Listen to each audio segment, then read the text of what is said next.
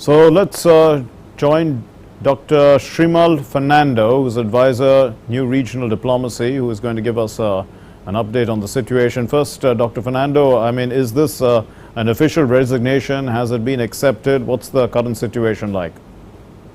Thank you very much for inviting me. As per the reports, the President has sent an email, and it has been sent to the Speaker of the Parliament, and it's been examined the authenticity as well as the next legal procedures. By tomorrow, most likely, there will be an announcement of the official resignation. Already the Prime Minister is the acting President, and there's a curfew imposed in the District of Colombo, and the Triforces are empowered to safeguard the civilians and public property.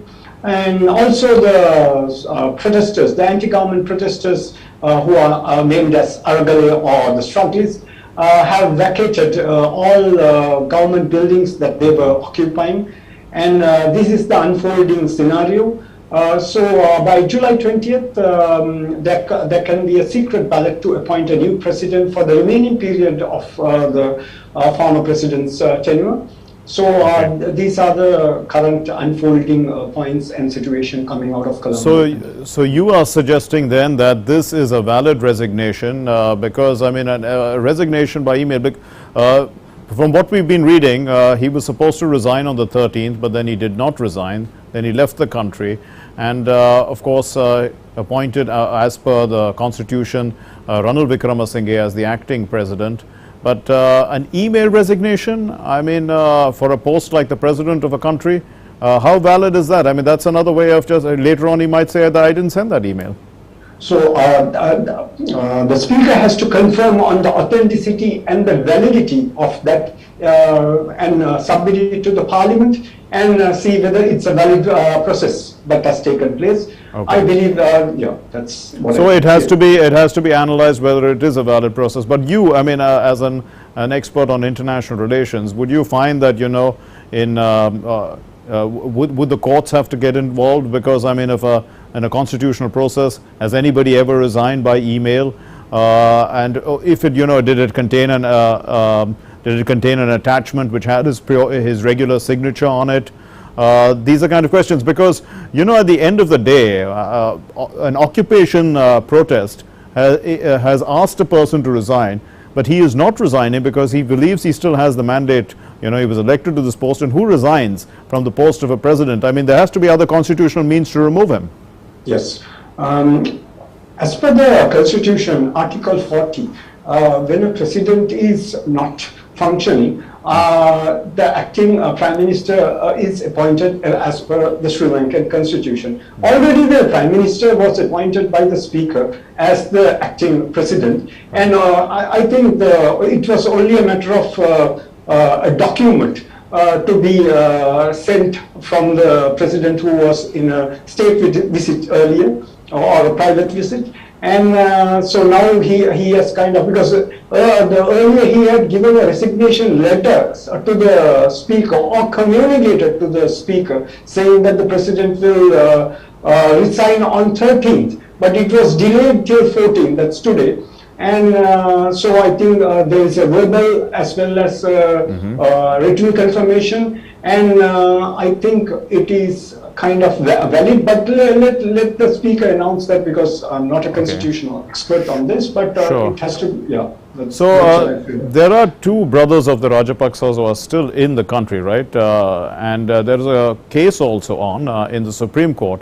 Now, how does this affect the situation? If the Supreme Court, does the rule of the Supreme Court in the cases of these Rajapaksas were not allowed to leave the country for whatever reason, does it affect, you know, the standing of the entire family and the positions they held?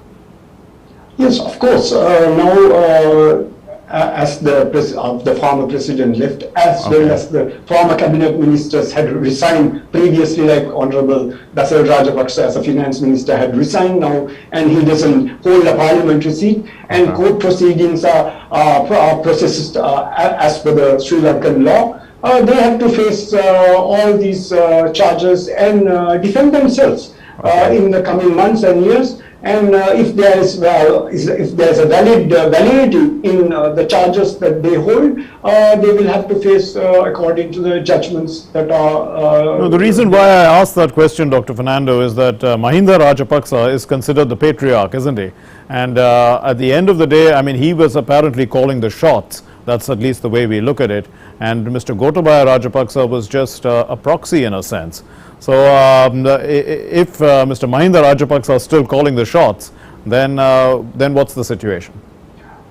Now what has happened is things have changed in the last 8 months. And with the people's struggle on the July 9th event, things have changed. Even people are doubtful of the parliamentarians who are holding the 225 membership. So it's a different turn, even though there's an acting president and it is for a very short period. The all-party conference, political party leaders have understood the sensitivities of the people. Otherwise, such large crowds with more than 2,000 trade unions supporting, certain political parties supporting, as well as it's a public initiative with students and all. So it is very clear. It's a different turn. They will have to listen, and it's a different pathway that the Rajapaksa family will have to take from now onwards, and it's not going to be easy.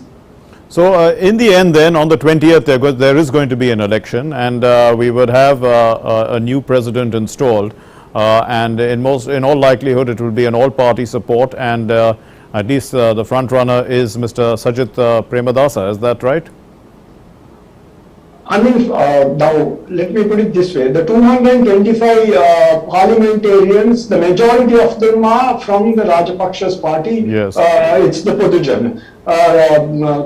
Honorable opposition leader Sajith Premadasa's party holds about 53 seats, along with the other minority party. It goes up to about 70 to 86 seats. Right. So they need 113 members to form a party, and whoever gets the majority of votes, 50% or over, they don't have to get 113 votes in the parliament. Whoever, even if the Honorable Sajid or Dallas Salah Peruma, who is also being nominated from the government party, as well as I think the Prime Minister Ranil will also contest in this election. So it's a three-horse race, and whoever gets a little bit over the required votes will be the next president. But yes, the interim president. Yeah, interim president for 6 months for the remaining period. So the most likelihood is that the speaker is to be appointed as a speaker if Prime Minister Ranil resigns. So we'll see what unfolds in the next couple of weeks. Right, we'll leave it there. Thank you. We can't continue to give a ball by ball commentary of what's happening there, but we know the general picture. So the 20th is the next big day in Sri Lanka. Thank you very much, Mr. Srimal Fernando, Dr. Srimal Fernando, for joining us.